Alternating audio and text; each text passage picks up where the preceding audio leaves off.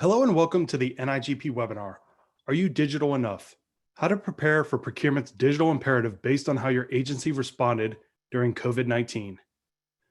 Today's webinar is being brought to you courtesy of Bonfire. For those of you who have attended NIGP webinars in the past, you know that from time to time we ask someone from outside NIGP to provide their expertise and unique insight into an important issue we want to highlight to our audience. Across the years, those experts have represented both the public and private sectors, academia, and the nonprofit communities. All webinar content is presented strictly for educational purposes only and is not intended to be an endorsement of our speaker's organization, products, or services. Today's webinar is being presented by Anthony Berry with Maria Valakava. If at any time during the webinar you need tech assistance, please let me know in the Q&A box.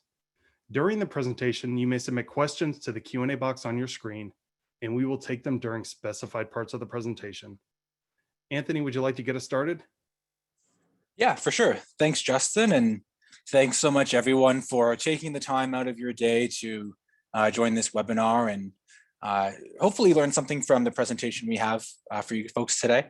It's fun to see everyone popping up in chat and saying where you're from. I mean, I feel like it's a refreshing change, right? When I think everyone feels more far apart, it's kind of cool to get a sense of where everyone is and what representation we have from across the public sector procurement community. So I can see more chats coming in, so keep those up. As mentioned, my name is Anthony. I work at Bonfire. My official title is the Director of Sales Solutions. That's just a fancy way of saying that I do most of our demos. I work with agencies who are exploring procurement technology and help them understand where gaps might fit and specifically if Bonfire is the right solution or if maybe they should be looking at something else. If you do have those questions, feel free to throw them in chat. Oh, I can see tons of chat messages coming in. Hopefully everyone's saying hello and welcome. But if you do have those questions, I will be checking chat as we move through here. We're going to be doing a lot of polls today because we want to keep this as interactive as possible. So there's some fun questions for you folks, and I'll be sure to answer some of those questions while those polls roll in.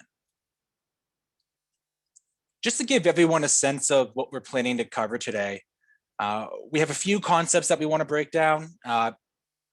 Unpacking this idea or this reality that I think a lot of the people on the line are experiencing to some degree, this concept of procurement's next normal and how teams are and have been adapting to the challenges from, of course, COVID, amongst a variety of other factors that have impacted really all of the US and North America, especially even recently with some of the fun weather challenges.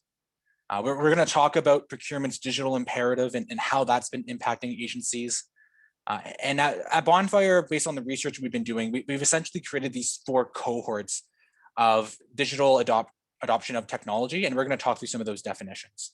We're going to run that survey so we can have you all folks think critically about what you're doing and understand what one of those cohorts you might fall into. Then based on where you fall, we have some recommendations that you might be able to take back to your organizations to think about, oh, okay, well, maybe we should think about this, or maybe there is this part of the process we haven't really thought about covering, or other agencies are doing this, we should think about that as well. Again, feel free to ask those questions and answers throughout the entire presentation. I'm going to do my best to answer them as they come in or with our kind of determined breaks. But there'll be lots of time at the end to ask those questions and we can just have a discussion there too.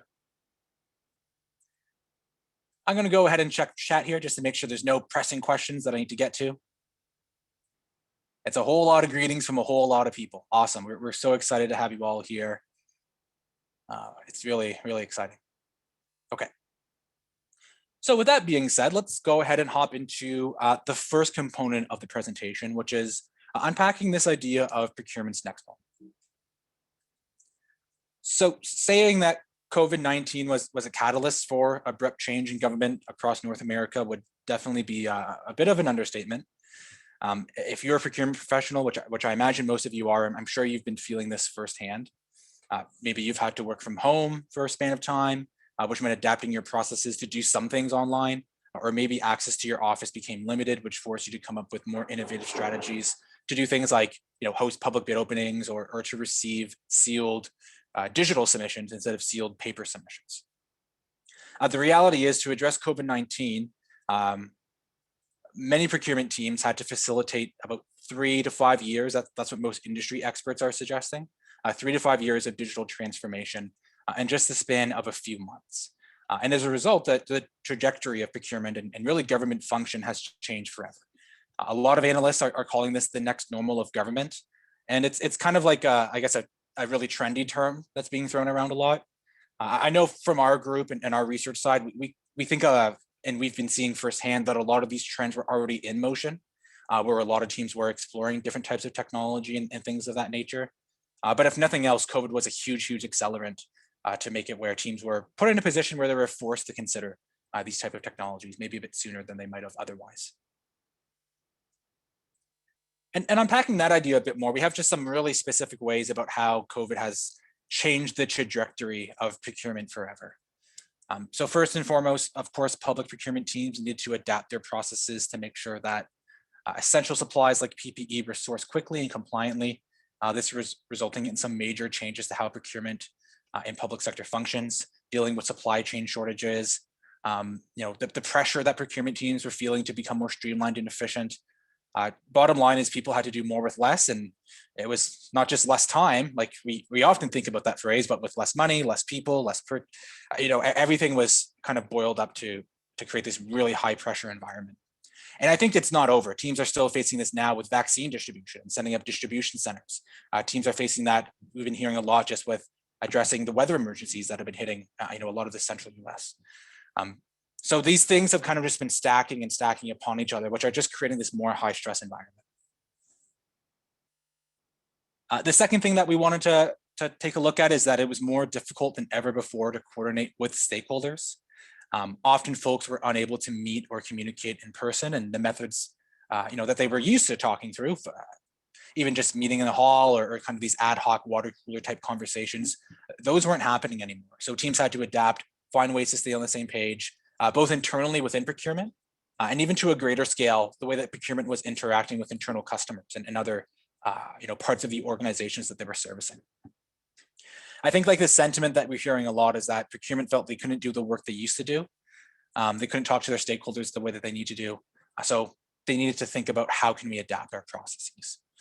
And really that led to this shifted mindset of technology investments, where once upon a time they were considered as, let's call it nice to have for a lot of organizations. For a lot of teams that quickly shifted to must have. Some of the research that we've done from our State of Public Sourcing report, we found that agencies were actually conducting 37% more telecommunication bids in 2020 compared to 2019. And specifically for municipalities, there was a 118% increase in those type of telecommunication bids. So to put it lightly, yeah, this was a pretty big deal, and teams were scrambling to adopt and scrambling to stay ahead of the curve. Bottom line is that all these changes led to what we were calling procurement's digital imperative.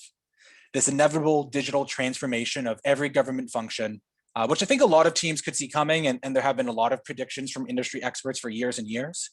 But again, I don't think anyone would have guessed that it would have been this, this kind of global health crisis that would have accelerated in the way that it did. So based on all the research that we've done and based on all the conversations we have, when we reflect back on how organizations reacted to COVID, really there were 4 key cohorts of digital agencies. And some of this is a bit overly simplistic, but I think any good model is a little bit overly simplistic, because if it's too nuanced, it's too complex. So here we are with these 4 groups. Really, the procurement teams that we've been talking to fall into one of these different stages of digital transformation. The first here being the digital first agency. So these are teams who are already using some type of a digital tool, maybe some type of e-bidding or e-procurement software to really facilitate most stages of the procurement lifecycle online. Some of these groups supplemented their processes with tools like e-signature technology, things of that nature. But for the most part, they were a technology adapted organization, and they felt they were really nimble in terms of addressing the challenges that COVID was presenting. The second group here is the accelerated change agency. So this is procurement teams that may have been seriously exploring online solutions before the pandemic, but were not operating fully online yet. So COVID-19 accelerated their digital transformation timelines. And although there was an initial delay, in their processes as they adopted new solutions. They were able to get on their feet quickly. In fact, we heard a lot of stories about teams who were using CARES funding as a way to accelerate that change, or I should say rather to fund that accelerated change. So even some of the organizations who partnered with Bonfire were able to do that. And teams are still exploring that now, just as that CARES funding deadline has been extended into 2021. So if there's funds available, and you're thinking, well, geez, maybe we should be exploring something like this, it might be a reliable funding source to turn to. The third cohort here is the patchwork agency. So procurement teams who have been relying on paper-based processes such as getting mail-in proposal submissions or doing paper or even spreadsheet evaluations.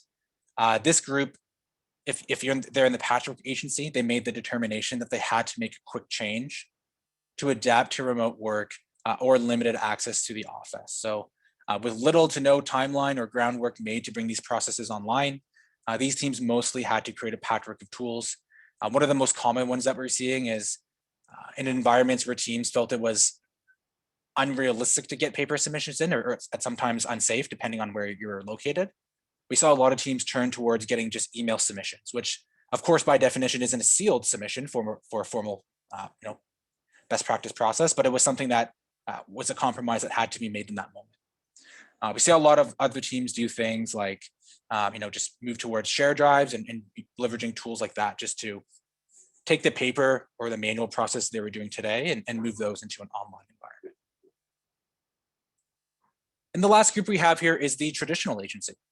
And this really covers procurement teams that continue to run, air quotes, business as usual, with little or no change to their procurement operations during the pandemic. And there's a lot of reasons why an organization might fall into this category. One of them, of course, is that maybe the organization was in a position where they just weren't that impacted by COVID, where we were able to come into the office and we were able to work in the way that we needed to. There were a lot of agencies where, where we've talked to teams where it'd be nice to make a change like this, but there's too much resistance to change, and there's too much pressure to navigate the political environment to actually get something like that done. Or even simply just, procurement teams didn't have the budgeted funds to approach something like this. Most procurement teams, the reality is we buy stuff for everyone else, but very rarely do you buy something for yourself. So there's this whole new motion of securing budget, building a business case that a lot of teams weren't in a position to do, let alone they just had to kind of keep their heads above water.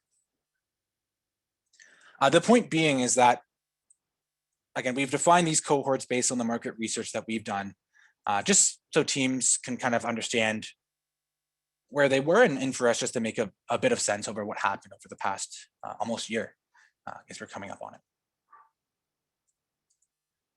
So that kind of really begs the question, what type of digital agency are you, or am I, depending on the perspective that you want to think about this through.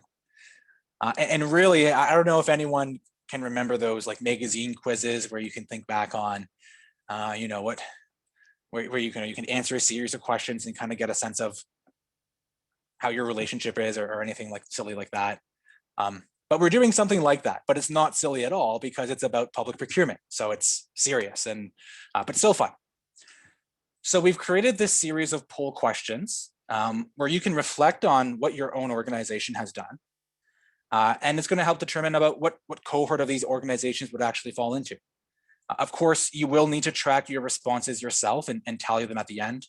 I wish we had sophisticated survey taking technology where you could auto roll this up and you could get it. We don't have that, so you will have to rely on that old paper and pen. But the gist is at the end of this, you'll be able to understand what type of organization or what cohort do I actually fall into. Of course, these 4 questions that we have, they're not going to, as mentioned, fully encapsulate the entirety of your process or the entirety of your organization. There's a lot of things that you might be doing that aren't covered in these questions. But the questions that we're asking are specifically designed to address key pressure points that we saw based on the organizations that we've been talking to, and based on what organizations were telling us as we did our research and understanding how COVID was impacting teams. So these are kind of like the big ticket items that we were hearing a lot about. And of course, as mentioned, with the agenda, at the end of this, we will be going through recommendations so we can take a look at what some recommended next steps might be for each one of the groups. So without further ado, we can go ahead and hop into the polls. I'll also be able to take a look at my chat here to see if there are any questions. But Justin, the first question that we have here is, how do you receive new procurement requests? The four options being, we use procurement software with a built-in intake module, we're exploring intake solutions, we use an email or a form, or we don't have a formal intake process.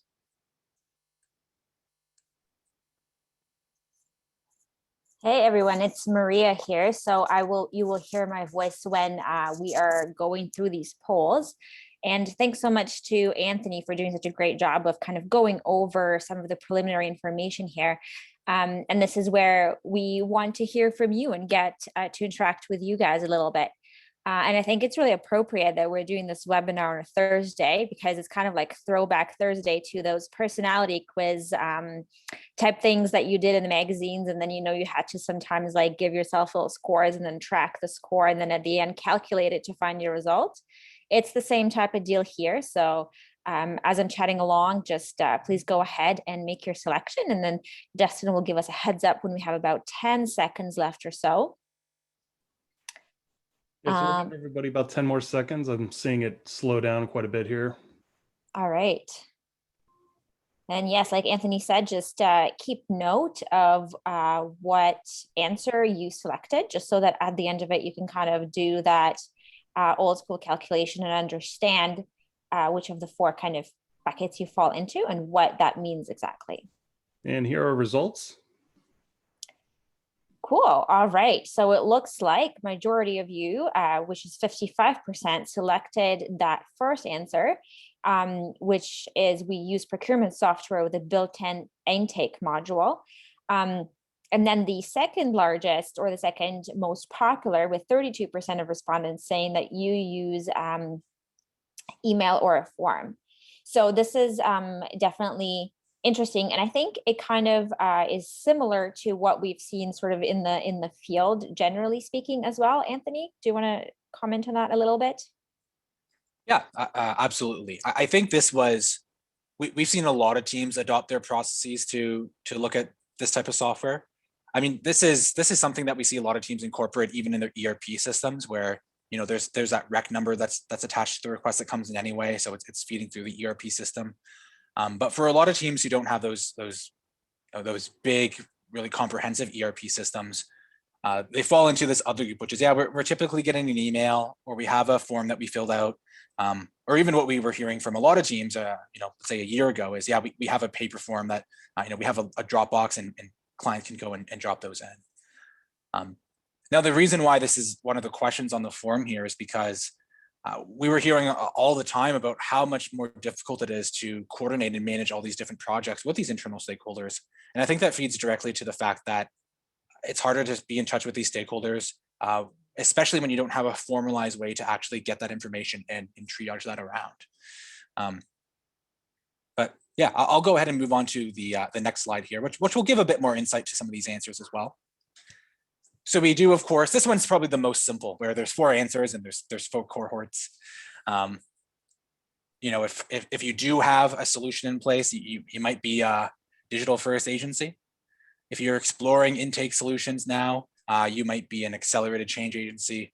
If you use that email or form, you might be a patchwork agency. And if you don't have a formal intake process, you might be more of a traditional agency. The way that I like to think about this too is, even for the email and form, that's where teams don't have a solution. That's always the most common one.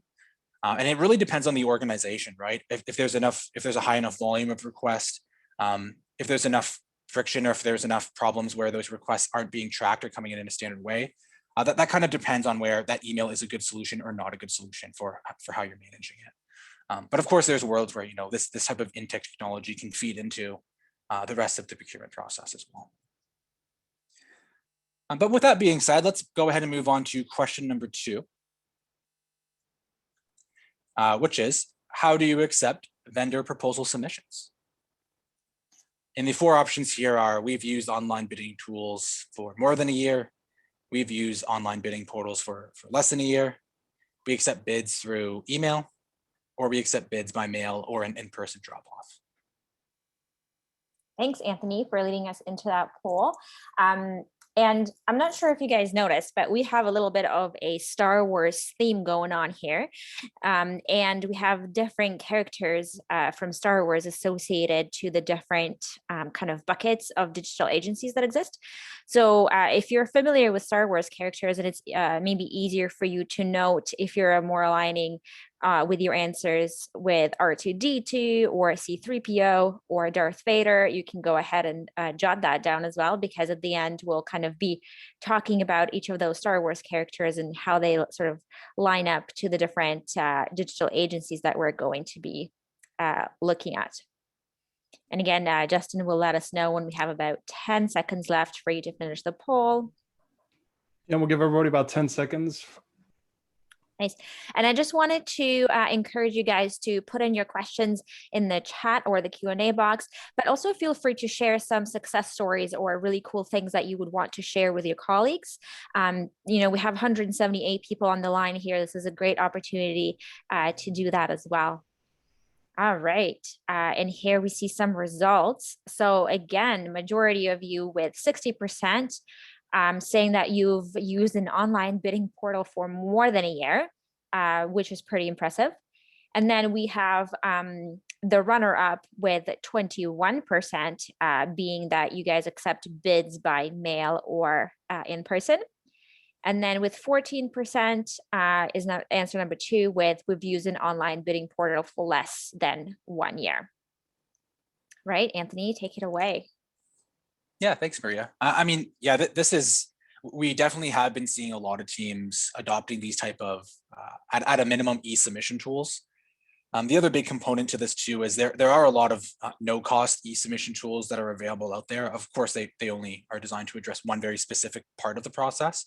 But the reason why teams were addressing this is there's a lot of pressure to keep social distance. There was a lot of pressure to protect the vendor community, but also protect the internal stakeholders throughout that procurement process. So just finding a way to create that digital way to receive vendor information was definitely a critical thing at that point in time. And again, we'll hop over to the alignment here. So if you're an agency who has been doing this for more than a year, that likely means that you're one of those digital first agencies.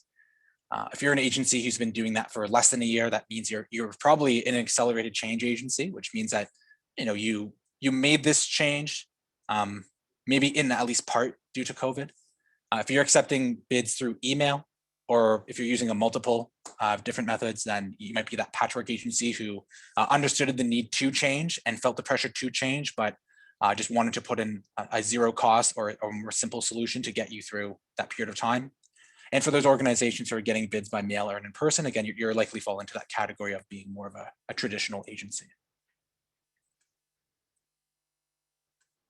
I think something that's cool too, I can see a lot of agencies are sharing what they're doing and what types of technology that they're sharing. Whether it's for the intake or the e-submission, whatever it might be, you can go ahead and share those. If you're an agency who's, oh yeah, we just started using online bidding and it's easier than what we thought it would be, or those type of stories, feel free to share those with the whole community here through the chat. I think everyone's trying to get a sense of what are other teams doing and what are learnings I could get from this. Of course, we've done a lot of research on our side at Bonfire to try to communicate that message to you, but the folks on the line who fall into that 60% who have adopted solutions for that, your knowledge and your experience with that will only be more valuable for the agencies, in addition to what we're talking about here today.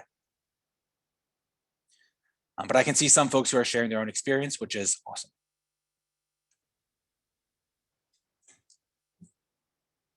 Okay, well, let's move on to poll number 3,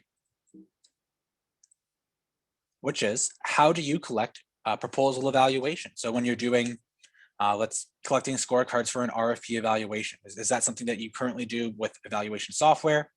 Is that something that you're doing where you're transitioning to that type of software? Is that, are you an organization who's using online spreadsheets and maybe distributing information through, a Google Share Drive or something of that method? Or are you using paper scorecards to collect that information? Great. Thanks, Anthony, for kicking us off with the third poll. We're almost there. We just have one more question. left. And for those that are sharing that they're issuing your solicitations on your state's bidding portal, which is really great. Are you able to maybe share if you're able to do evaluations within the same portal as well, or if you're doing these evaluations kind of outside, if you're using Excel spreadsheets or some other way? If you can share that maybe with the participants on the line too, that would be, I think, interesting to know. But in the meantime, we're just going to give you guys a few more seconds to answer this third question. And as always, Justin will let us know when we have about 10 seconds left. Yeah, we'll give everybody about a couple more seconds to get the response in here. Thanks, Justin. And I don't know what your favorite Star Wars character is, but for me personally, it's definitely C-3PO. I just think he's so funny. I know R2-D2 tends to be the more popular one, but I personally really like C-3PO. All right, let's see here. Okay, so this is a little bit different. Wow, we have a pretty even spread between answer number 3 and answer number 4. So 35% of you said that you use online spreadsheets. So whether it be maybe things like Excel or Google Sheets, I assume things like that. 34% of you said that you use paper scorecards, which is interesting. Probably you're using that to make your notes and things in there as well. And then the third is at 21%, we currently use evaluation software, and then 11% that said that you're transitioning to an evaluation software. And there's some more people just in the chat kind of sharing their experiences. So if you want to have a look at that as well, that's great. And I'll turn it back over to Anthony for a little while. Yeah, thanks, Maria. This is also consistent with what we see, and definitely something that we feel teams have been saying they feel a lot of pressure on. I think they feel pressure on this part of the process because it's similarly to how they would feel pressure on the intake part. I mean, procurement, whether you like it or not, it's such an inherently human job where you have to, probably more so than most functions, within a public agency, need to work with all different types of stakeholders, all different types of departments, manage all different types of people.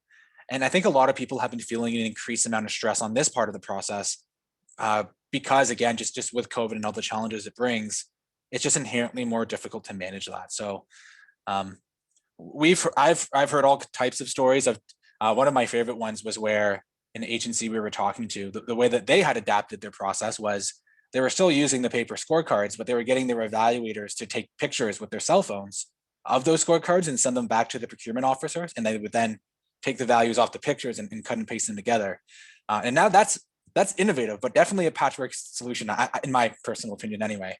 But we were seeing all types of teams or teams try to find and adapt all different types of ways to facilitate this process, especially for all the Florida people on the line, right? Where we are subject to sunshine law evaluations, where we need to make these decisions out in the public, so to speak. Is there a way to facilitate that in a way where we can be compliant to those rules, but also in a way that's facilitated in a more digital way? We saw a lot of teams leverage Zoom meetings and things like that. So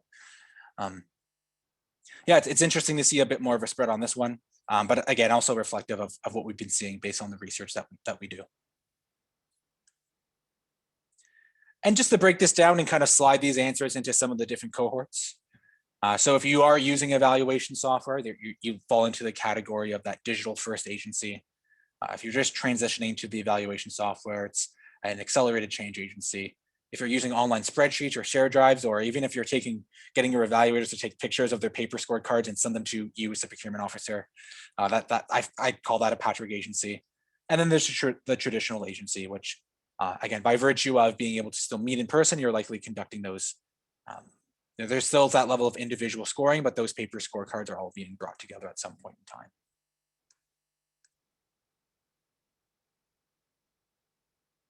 Yeah, I saw, Tiffany, that's an interesting point where we hear this from a lot of teams, and I'll just talk about it a bit. A lot of procurement teams are in this sort of limbo phase where we're working towards going digital, but they're not letting go of the non-digital ways. So sometimes it feels like double work because in the same breath, while there's a lot of maybe internal pressure for procurement to say, yeah, we want to use digital tools, and we want to go ahead and find ways to make things more efficient, especially for evaluators. We notoriously hear about, oh, I have this one evaluator, and they really like highlighting that paper document, and they really like writing their scores in on that paper scorecard. So oftentimes it's hard to make everyone happy. One thing that I would recommend, and as teams look at digital tools, definitely prioritizing ease of use and prioritizing software that provides a high level of support. That would be something that should be thought about as well.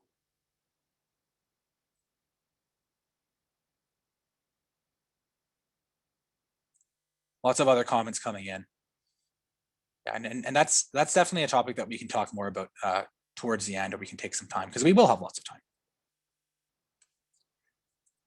We'll move on to our fourth and final question, which is, where do you store and track vendor contracts?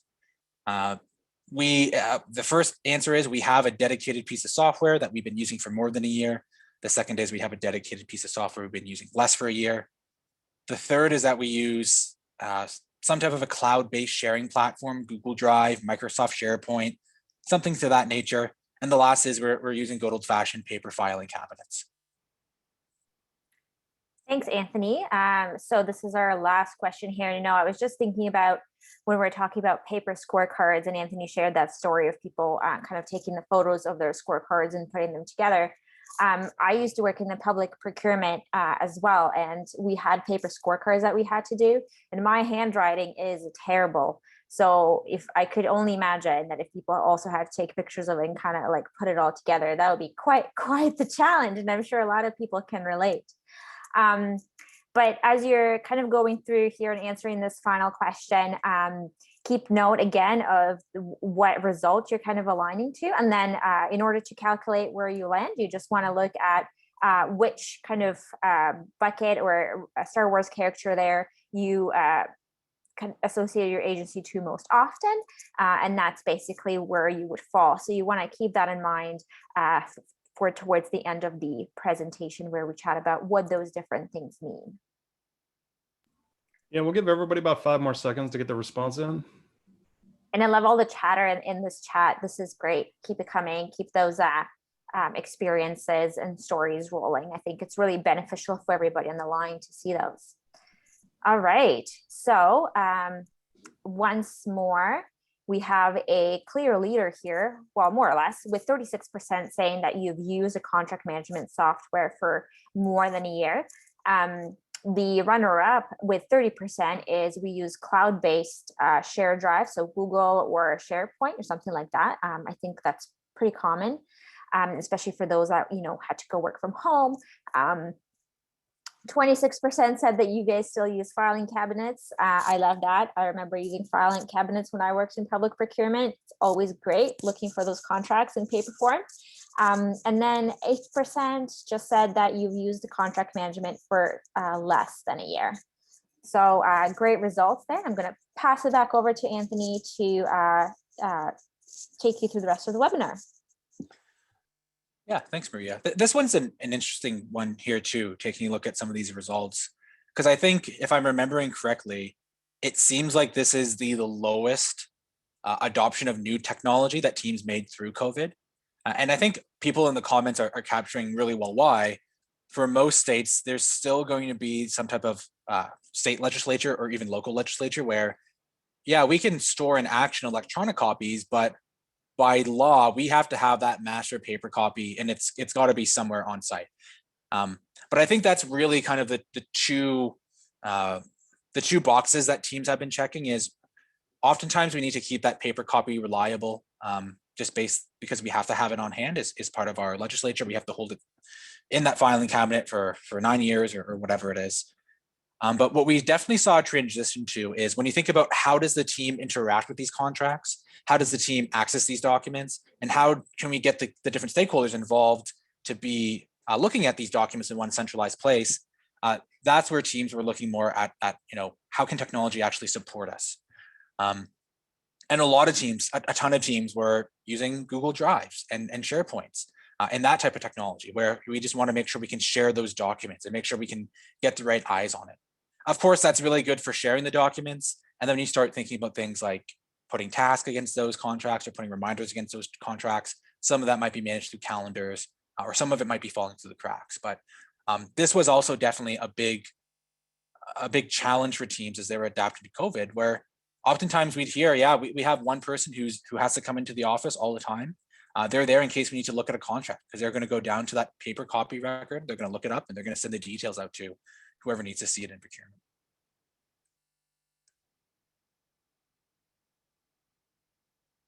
Yeah, taking a look at some of the other comments in here. Yeah, legislature in Tennessee allowing electronic signature. I don't know if anyone's from New Jersey, but New Jersey is one of the states that didn't allow any e-submission at all, and e-signature was, I think, up iffy. They passed emergency legislature to allow that to happen because of COVID. So I know in New Jersey, it was a really long time in the making, and COVID kind of accelerated it and allowed teams to take a look at that. But what we've been hearing from other states is that these type of emergency legislation that was pushed, all that information is, all those laws are going to become part of long-term law versus, going back and reverting back to the old way.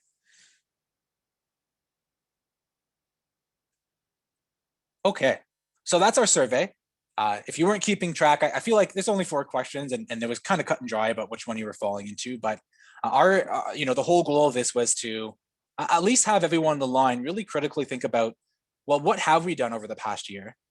Where do we feel like we have a good long-term solution? Where do we feel like we have a good maybe or an okay short-term solution? And basically, where do we go from here? And I think that's really the part of the presentation that will hopefully be the most insightful, is what type of recommendations can you get? What information can you learn from other organizations? And we'll go ahead and talk through some examples here in the next portion of this. Or I guess just to round this out, as I'm sure a lot of the folks on the line could have guessed, if you were using that contract management software for more than a year, you would fall into digital first, less than a year, accelerated change, using the cloud-based share drive or a variety of sharing, cloud-based sharing applications, patchwork agency, and filing cabinets is traditional, where you were still dependent on not just storing those contracts in their paper version, but also using those paper contracts, let's say, is the master copy or is the working copy for when you had to make changes or look up that agreement.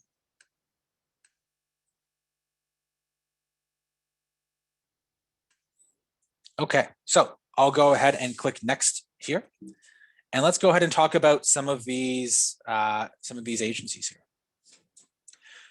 So the first agency that we'll be taking a look at is the traditional agency. So if you had 4 out of 4 traditional, or 3 out of 4, or even 2 out of 4, right? You might be at least partially into that cohort of a traditional agency.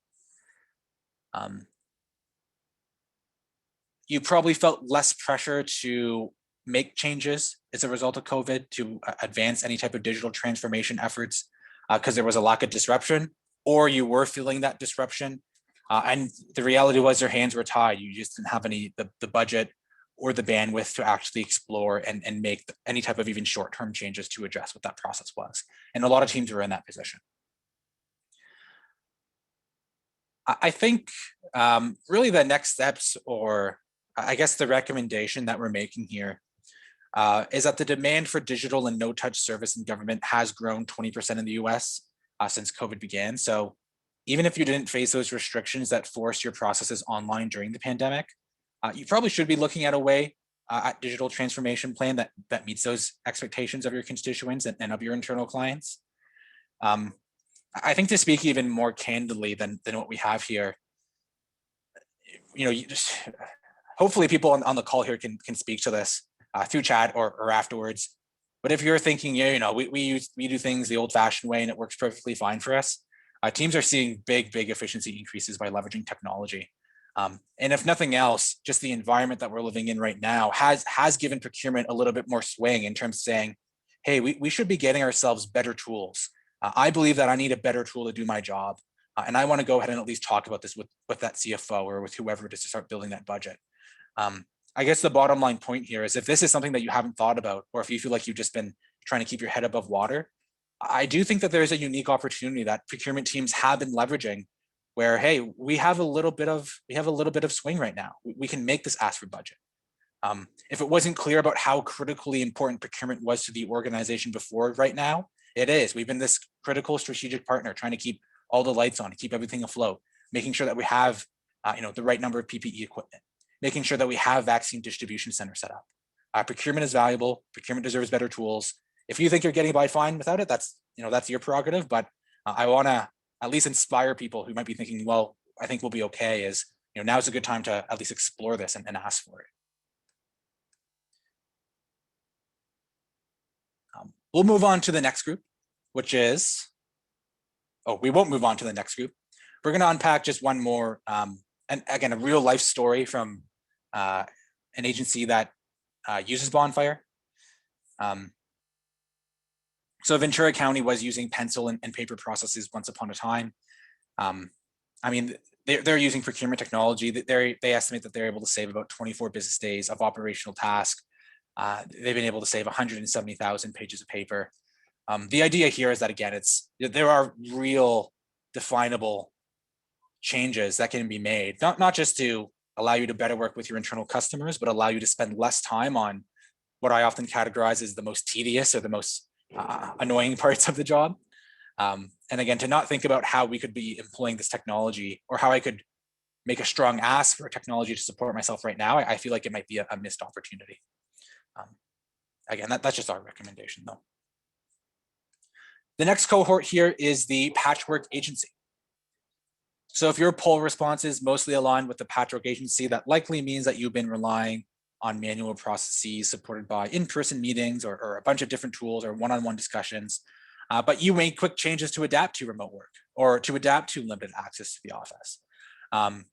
You didn't have groundwork laid beforehand before heading into COVID, but you were quick to move and quick to make those changes to find a way to, again, even continue with this theme of to keep your head above water. And again, I think for a lot of teams, these solutions work.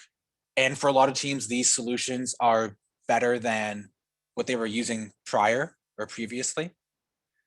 But there's definitely a similar type of sentiment where think about the organizational shift and the benefits that have happened, even from doing something as simple as, 6% of our attendees said they're getting submissions through email instead of submissions through paper envelopes. And there's a lot of benefits to be yielded from getting those submissions in through email, right? I mean, you don't have to mess around with paper copies. It's better for the vendors, all that stuff. But of course, by getting those submissions in email, you're taking on a lot of risk. Other submissions by definition sealed, other submissions meeting best practices in public sector. So there's a way where you can understand and categorize those benefits to your process and use those benefits as a way to actually say, hey, we need to make an investment in this type of tool, or maybe I want to look at a more long-term solution that will support us. Because even these type of patchwork solutions, the reason why you put them in was to make a difference. So I think quantifying what that difference was and using that as a part of a business case is definitely something that I would recommend as a next step. Some of the other points that we have on here, it's kind of just more so speaking towards the benefits of having versus a patchwork system, which is kind of a myriad of different tools, to a more streamlined, comprehensive tool. It also just eliminates redundancies that might exist. And makes sure you have a stronger audit trail when all your processes are connected into one sort of streamlined workflow. There's a lot of benefits between having one tool that covers everything versus, again, a smorgasbord of tools that don't talk to each other or that have different information.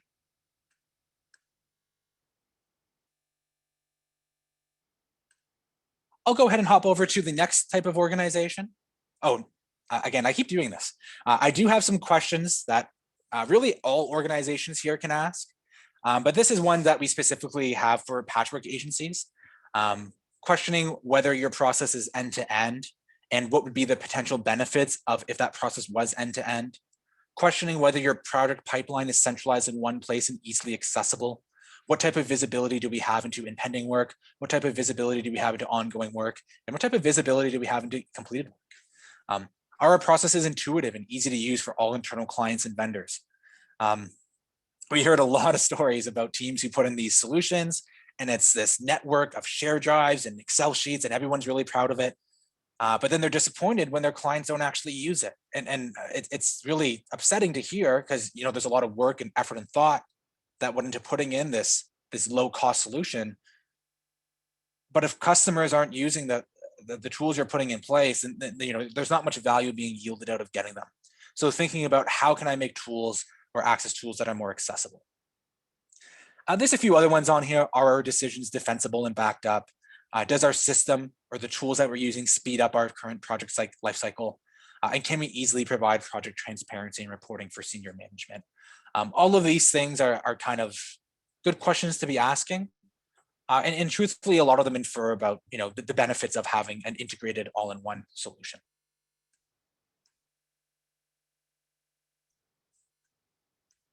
So the third type of agency here is the accelerated change agency. If your poll responses align with these, then your procurement team may not have been fully operating online before the pandemic, but you might have been seriously considering different solutions, and COVID-19 likely accelerated that digital transformation. Maybe there was like an initial delay in your processes, but as you adopt the new solutions, you were able to get on your feet quickly, and you may have used CARES funding, or you may have been able to leverage some of the ongoing environmental factors to say, hey, we need tools and we need those tools now. So for the next step here, as you start preparing for what we can only hope is we all cross our fingers to be a post-pandemic future. Now is the time to re-examine those tools that you're using and ensuring that it's meeting your agency's goals and needs.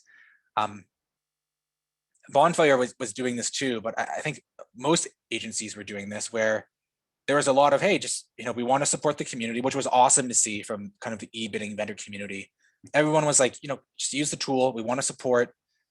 And for a lot of teams, they just signed up with different organizations, right? Whoever they heard from first, or whatever agency that maybe their neighbors were using.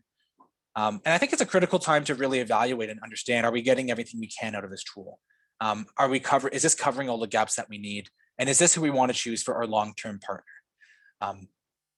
Just as an example, if cost savings is a big priority for your team in 2021, even doing something like how can our team run BAFOs, or how does our team do in-tool negotiations when applicable? How do those type of processes fit within a different type of platform? Thankfully, we do have one example of an agency who was using Bonfire throughout that pandemic, and they did do this analysis of the market, and they determined that Bonfire was in fact their long-term partner. But yeah, that whole story is on our website if you want to check it out. But it's just a good example of an organization who was able to shift from completely in-office work to completely remote work relatively seamlessly. And they're doing a bunch of more sophisticated or creative contracting methods. They do a lot of like one-day competitive bids, working off of active rosters to try to create really quick turnarounds for their customers. They're doing some cool stuff in their portal. And the last thing we have here is the digital first agency, featuring Maria's favorite character. Oh no, I lied. This is not C3PO. This is R2D2. So ignore that. But we have the digital first agency. What it means, since you likely had these tools that were in place, you probably felt like you were pretty comfortable adapting to COVID. If you had to work remote, you probably were able to do so with little to no disruption. And you probably had infrastructure in place to respond to urgent requests. The next steps here, it's kind of similar to the last one, but as the role transitions from crisis response to crisis recovery, procurement will continue to be called upon to provide strategic partnerships in those initiatives. So that's going to mean it's just going to put more pressure on those digital tools that you have. So, just really taking this opportunity to reflect on coming out of this, the tool that we had, are we happy with it? The tool that we had, was it able to meet our needs? And if the answer is yes, then you likely have that long-term partner that you're looking for. And if the answer is no, then maybe it might be worth exploring the market and taking a look. But of course, there's a lot of, really the whole goal of this exercise is to just take stake of what are potential gaps, where have we been seeing those gaps based on the research we've been doing, and just call attention to and allow teams, kind of the permission to question, are we having all of our needs met? Now, of course, if you're curious to learn more about the research that's fueling a lot of this report or this presentation that we're doing, we do have the Rise of Procurement's Next Normal. Everyone who's attending is getting a free copy of your ebook. I wish I could like Oprah Winfrey it, and you could look under your chairs and there's a copy of the book there, but just check your emails. It's kind of the same thing, but less dramatic effect. Yeah, and you can learn all about our Star Wars themed content that we put out. You can go ahead and queue up your Star Wars score and take a read through, but there's a lot of really good insight in here. Of course, a lot of information that we covered today, but a lot of more specific information on how we saw teams adapt and what trends that we're seeing coming out of 2020 and into 2021. So with that being said, we've reached the end of the presentation. I can go ahead and take a look at the chat here, but if you do have questions or thoughts or even anecdotes that you want to share, I don't think anyone can talk on this, but I can be your megaphone. If you want to say, hey, Anthony, shout this out to the people, I can go ahead and do that for you. Or if you just have stories you want to share, I can repeat those out. Because I think, again, there's, we love doing these webinars as a way to try to bring together or at least kind of interact with the public sector procurement community. We feel like the community is a bit disjointed because of COVID, but I know we're just trying as much as possible to bring everyone together. And I think everyone feels a little bit of that the same. And hopefully we're bringing people together. That's kind of our goal. Thanks, Elizabeth. How are we taking attendance for this webinar? I'm not sure. I think everyone who's signed up. Oh, so go ahead. Someone who knows the answer is talking. Yeah, sorry. So anybody that attended the live event will get credit within 2 business days. There we go. Yeah, lots of e-signature tools. That's definitely been a big piece of technology. Adobe Sign and DocuSign, 2 very popular options. I know we were meeting with a group in Arizona. This was back in February, just kind of doing like a roundtable. They mentioned, I forget the name of it, but I think it was called like Blue Line or something like that. They mentioned that it's more a local supplier, but it was something that was working really well for a lot of the agencies in Arizona. There's a question on, do we have any data about agencies and where they fall in the 4 categories? Yeah, that's all in the ebook. You definitely check out that email that we'll be sending you. That'll be in your inbox.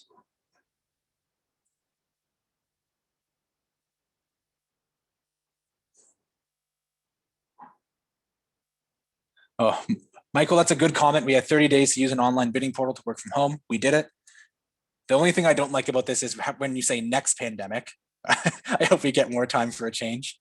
But yeah, I mean, it's awesome that you're able to use that tool for a little bit. That kind of falls into the recommendations of understanding, what teams are doing and or understanding how that technology impacted your work and maybe build that long-term business case. Will AI replace our jobs? That's a funny question. The answer is no. There's a world, I think, where AI and like some process automation might replace some of the most monotonous parts of our jobs. But I don't think any type of computer will be sophisticated enough to manage the very human elements of procurement. And I think in the spirit of what we believe in at Bonfire anyway, and I think maybe what some other companies believe in as well, is we want to elevate the procurement profession to where the roles that you're doing, the negotiations that you're having, the value that you're adding, the vendor relationships that you're fostering, that you're put in a position where you can own those elements and where the value that you're adding isn't something that any type of AI or anything like that could ever think about replicating or even attempt to replicate. Of course, if an AI can replicate that, then I'm in trouble too. I'm in just as much trouble as anyone else.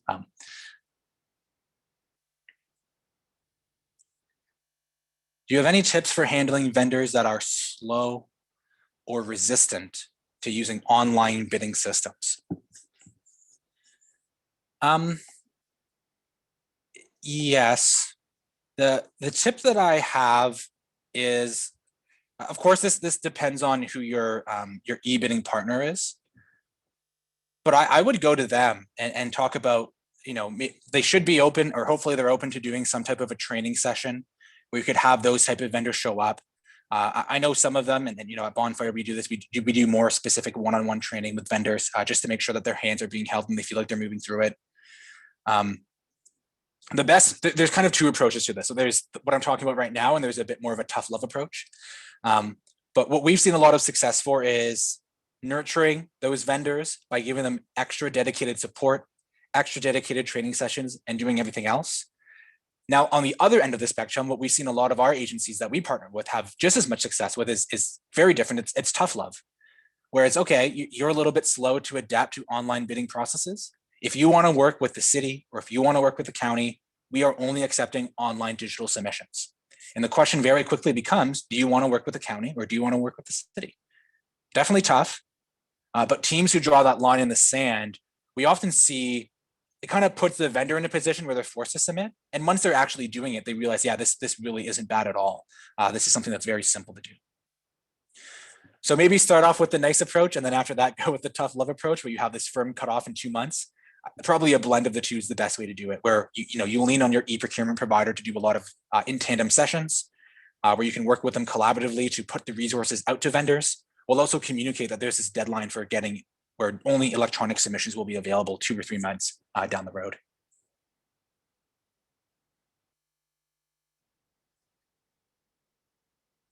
What are your recommendations for small businesses who may not have the resources for digital procurement?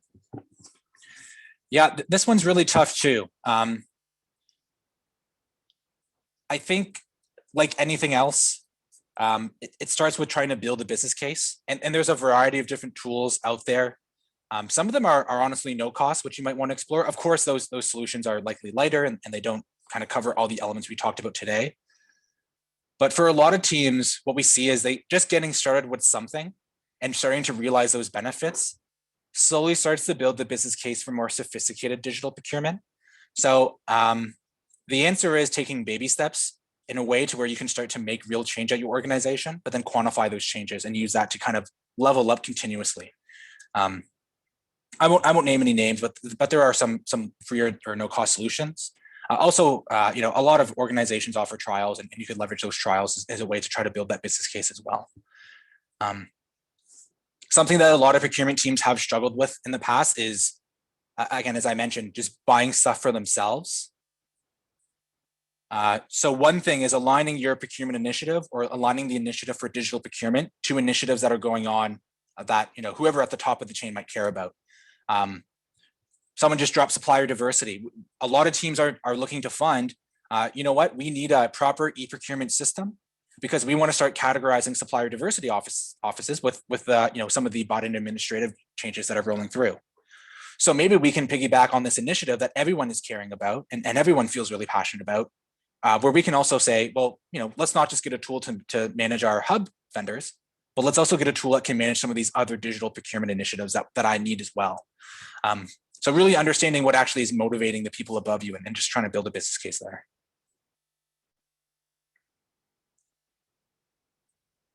I missed one. Will Bonfire interface with Banner 9?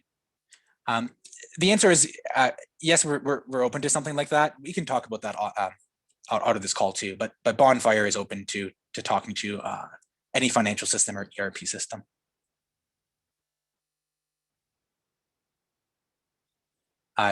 This one's coming from Esther. Do you have any suggestions for members in our organization that may be resistant to transitioning to an e-procurement process? Yeah, this one's tough too. What I always found, and oftentimes, again, as I mentioned, my job is to often do these type of demos to try to convince.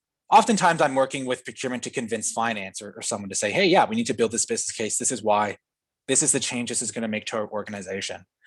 And oftentimes we can get finance to cross that bridge. The nice thing is for these type of e-procurement tools, most of them are defined specifically to solve problems that people who work in procurement have. So I would just get those type of organizations or those members in your organization to take a look at a demo, to take a look at what the future possibly looks like. Oftentimes it's not really a specific tool or a specific thing that people are resistant to. I don't think anyone loves their paper process. It's more so that they just resist the change. And if I like to think about this like with a visual metaphor, if we want to try to tip the scales where my fear of change is weighing me down, if we can put enough benefits and enough value on the other side of that, maybe we can outweigh that fear of change. Maybe we can convince those other people on your team that it's worth it for us to make this investment and worth it for us to do that type of exploration. I feel like that's kind of a general answer, but that's something that we've seen be successful in the past. Our organization has, I'm reading out the question here, our organization has pointed them to a digital vendor, which provided a free account for them. Oh, sorry, this is not a question. What are some digital storage solutions that you recommend? Abby, we can talk about that afterwards for sure. There's a variety that come to mind, and it kind of depends on what your needs are, but yeah, we can definitely talk about that afterwards. I just don't want to list off too many, unless you folks are naming companies. I don't really want to make this feel like it's promotional in any way.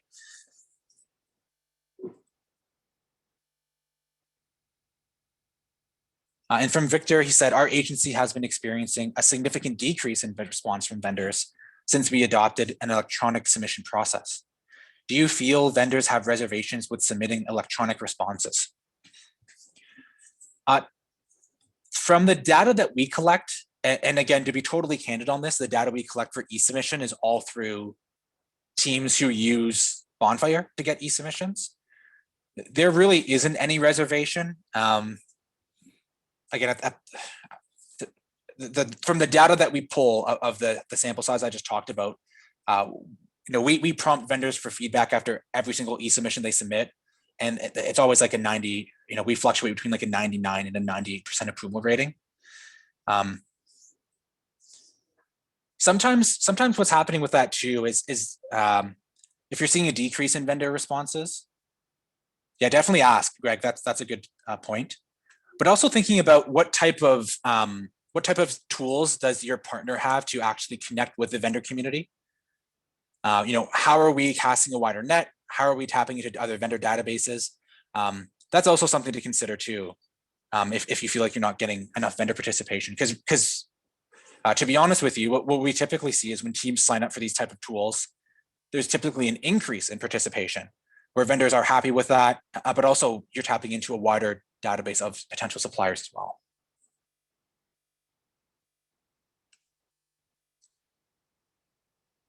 I don't know if that's a great answer to that question. As I said it out loud, I'm kind of thinking back on it, but also something we can talk about offline too. I'm going to think more on that one. But just the data that we have is contrary to that, Victor. So I'm curious if it's due to a different factor. Of course, every agency has those mom and pop shops where they are resistant to that, but to see a decrease in submission from across the board, that feels irregular to me.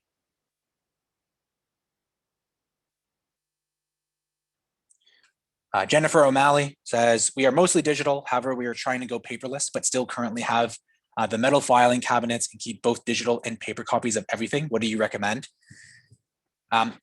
Really, the only way to change this, I think, is depending on the legislature that you need to follow. If you are stuck in the world where you are still required to keep that paper copy, unfortunately, you're going to have to do that. What I would recommend though is, and what a lot of agencies who use Bonfire do, is they just use that paper copy is a relic. It just sits in that cabinet. It's there. It meets state statute or local statute, so we don't have to worry about it. But the way that we work, we live and breathe through our electronic database. And I think the question that I would ask, which is kind of related to the survey we just ran, when you think about how you're keeping those digital copies stored, is it just a digital repository, or is it a piece of software or a platform that can facilitate workflow, or that can facilitate tasks to be done, where you can assign people to it? Because oftentimes what's happening is, if the place where you're digitally storing contracts doesn't facilitate the tasks that need to be done, then you get a lack of consistency where some people might be using those paper copies for tasks, and some people might be using those digital copies for tasks. So it's actually with stronger tools that we see, it's using a stronger tool to manage that process is where we can see more teams move and lean more on those digital type of tools versus leaning on those paper tools at all. So there's kind of a two-part answer to your question there, Jennifer. Hopefully that's helpful. Brian mentioned when he was in federal contracting, they went 100% paperless in October 2016. Vendors adapted or they stopped. So yeah, a little bit of tough love there, right, Brian? Which works. I mean, I know it feels counterintuitive to this notion that we want to nurture and manage our vendor relationships. But at the same time, too, I think it's important for procurement to understand the relationship that they have and a little bit the leverage that they have as well, right? Yes, to some degree, we are dependent on vendors working with us, but this is a two-way street. I know vendors are also dependent on us putting those out there. We're giving them business. We're working with them as a partner. So it's not just the one-way relationship. So if you want to set the terms of what that relationship is, and you want to say, yeah, we got to be 100% paperless, but we're going to give you all the support in the world to make sure you feel comfortable doing this. I think that's definitely a good way to approach that.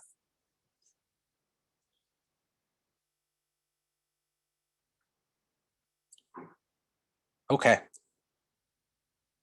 Questions are slowing down now. Thank you everyone for giving those questions. I should have my email's not up on here, but I'll just send it out to everyone who's on here. If you do want to send me an email to chat, it's aberry@gobonfire.com. Again, I like to think I take a pretty objective approach to when we're talking about this. You know, of course, I work for Bonfire and Bonfire is great, and people tell you that, but it's also not the perfect fit for everyone. And I'm definitely open to talking about different solutions that might fit. Yeah, so we can go ahead and wrap it up there. Thank you so much, everyone, for the time. And we still have 175 people on the line. So I feel like I'm not deserving of 175 people's attention for an hour. So thank you for giving it to me. Hopefully you found something valuable in this presentation. Thanks, Anthony and Maria and the audience for their participation. Please take time to fill out the evaluation survey. Once we end the webinar, you'll receive a prompt to take that. Both the recording and survey links will also be emailed to everyone later this afternoon. Thanks again and have a great day.